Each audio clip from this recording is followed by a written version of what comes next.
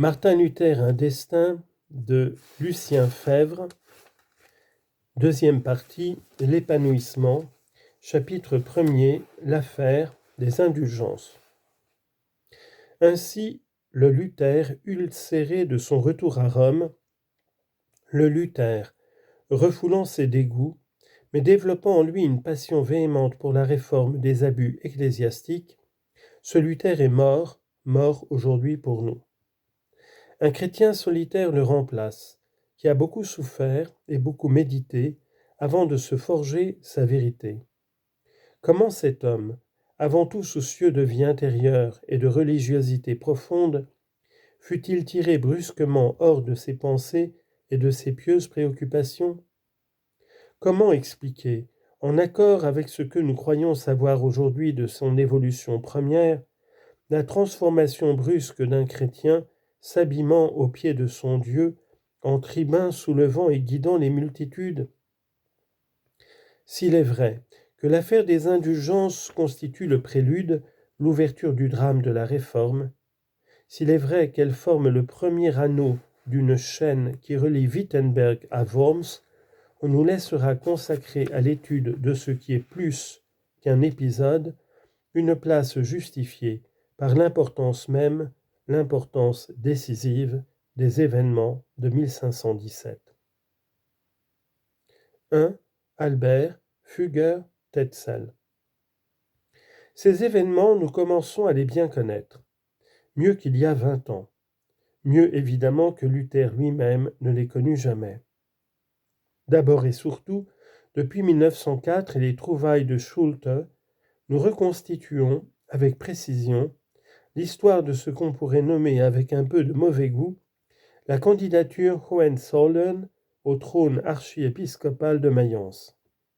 Ce prélude nécessaire de l'affaire des indulgences proprement dite. Nous savons comment, le 30 août 1513, Albert, frère cadet de l'électeur de Brandebourg, Joachim, était élu archevêque de Magdebourg par le chapitre cathédral, puis, peu après, le 9 septembre, postulé également comme administrateur du diocèse par le chapitre d'Alberstadt. Rien là qui pût beaucoup scandaliser la cour de Rome.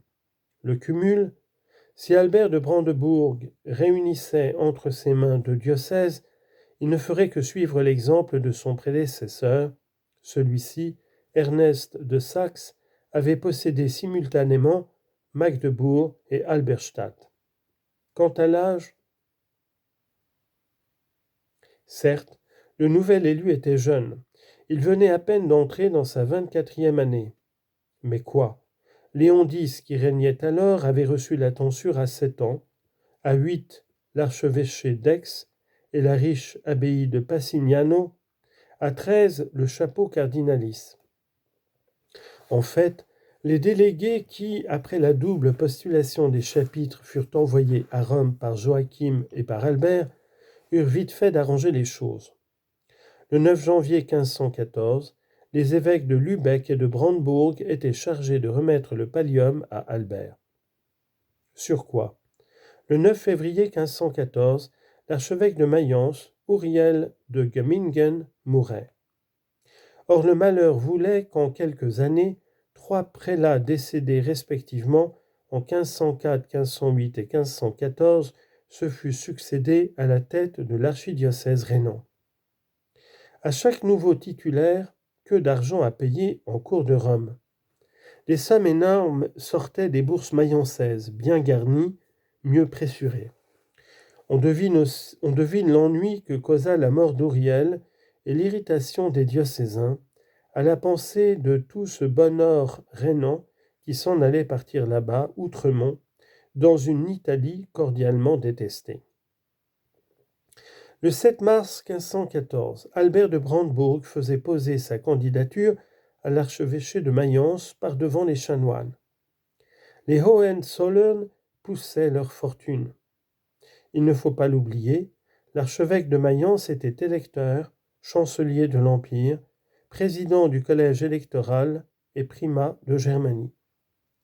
Sans qu'il y ait eu, comme le veut une tradition qui vit encore, d'engagements solennels pris par Albert et dûment enregistrés, les délégués de Joachim laissèrent entendre au chapitre de Mayence que si le Hohenzollern était désigné, les frais de dispense, de confirmation et de pallium ne tomberaient pas à la charge des diocésains. Le 9 mars 1514, Albert était élu. Restait à faire confirmer l'élection par Rome. 2 archevêchés, plus un évêché sur une seule tête, celle d'un jeune homme encore loin de la trentaine, 2 archevêchés et quels? C'était tout de même beaucoup. Les précédents manquaient. Quelqu'un à Rome ne manquait pas de le faire observer, le cardinal Lang, qui aurait bien voulu se faire octroyer Magdebourg et Halberstadt, Mayence seule restant à Albert. Mais la question était pour une part politique. Autoriser le cumul, à la veille d'une élection impériale qu'on devinait prochaine, la curie pouvait calculer que c'était d'un coup s'acquérir l'appui reconnaissant de 2 électeurs, Albert et Joachim, dans le collège des 7. La question était aussi financière, les Hohenzollern s'en avisèrent et s'adressèrent aux Fugger. Jacob Fugger le riche, financier de génie, avait fondé sur d'immenses entreprises de nature très variée, textiles, minières, finalement bancaires, la prospérité sans précédent de sa maison. Les affaires avec Rome étaient tout spécialement son fait. Schrulte en 1904 a bien montré comment, supplantant les banquiers italiens, il avait peu à peu monopolisé toutes les opérations fiscales de la curie avec les diocèses allemands. Il était naturel qu'en 1514, il s'occupât des intérêts si considérables des 2 Hohenzollern. De fait, l'affaire ne traîna pas. Le 18 août 1514, Albert était déclaré archevêque de Mayence en consistoire par le pape. Il paierait, outre les 14 000 ducats ordinaires de la confirmation, une composition volontaire de 10 000 ducats, moyennant quoi il conserverait Magdebourg et Halberstadt en même temps que Mayence. Jacob Fugger avança les fonds. Et c'est après seulement qu'intervint pour la première fois une question d'indulgence. Arrêtons-nous ici un instant. Voici consommé en août 1514, voici connu en Allemagne, patent évident, un abus inouï jusqu'alors. Car on a beau dire que le cumul des bénéfices était alors chose normale, et que 24 ans pour un prélat, ce n'était point l'extrême jeunesse. Jamais encore 2 archevêchés, et aussi considérables à tous égards que ceux de Mayence et de Magdebourg, n'avaient été réunis, avec un évêché par surcroît, dans les mains d'un seul et unique titulaire. La preuve, c'est que Joachim et Albert furent fort empêchés d'alléguer des précédents à l'appui de leurs exorbitantes prétentions. Cela, Luther le savait. Il ne pouvait pas ne pas le savoir. Sans doute il ignorait le détail des événements, les négociations, toutes les modalités, mais le résultat, il était assez visible.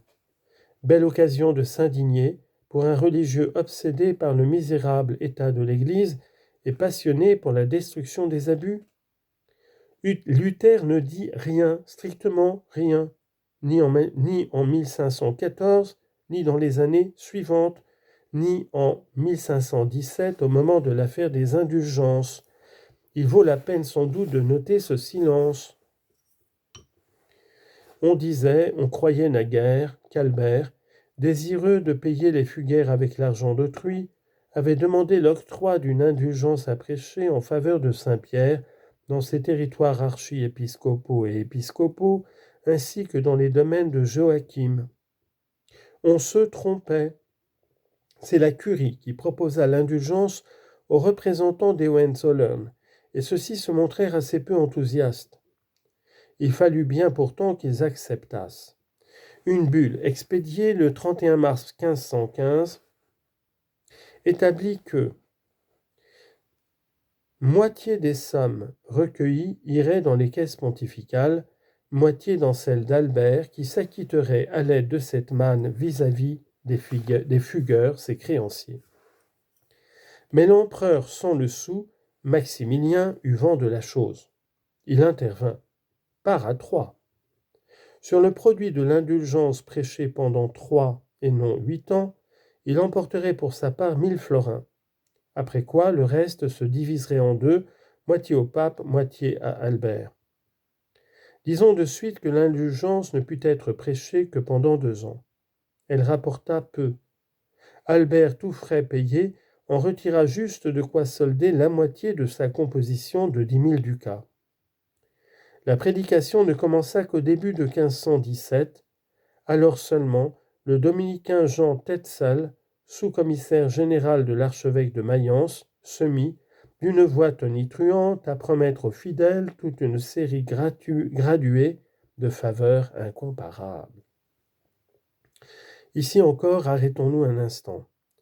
Des tractations qui ont précédé en cours de Rome l'octroi définitif de la bulle d'indulgence, Luther n'a rien connu. Il prétend même quelque part avoir ignoré au début que derrière Tetzel, il y eut Albert de Brandebourg. On peut penser que cette ignorance-là était diplomatique. Mais put-il être surpris par la nouveauté inouïe de l'événement lorsque Tetzel, se mettant en branle, parcourut à petite journée, avec tout l'attirail d'un vendeur d'Orvietan, le diocèse de Magdebourg et les terres de Joachim? Il faut dire que non, avec plus de force encore qu'on a coutume de le faire.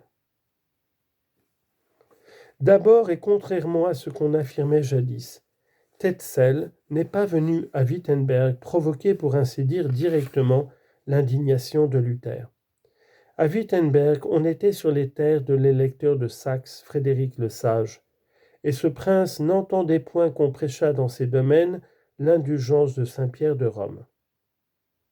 Par luthéranisme anticipé? Non, mais par application d'un principe connu, charité bien ordonnée commence par soi-même.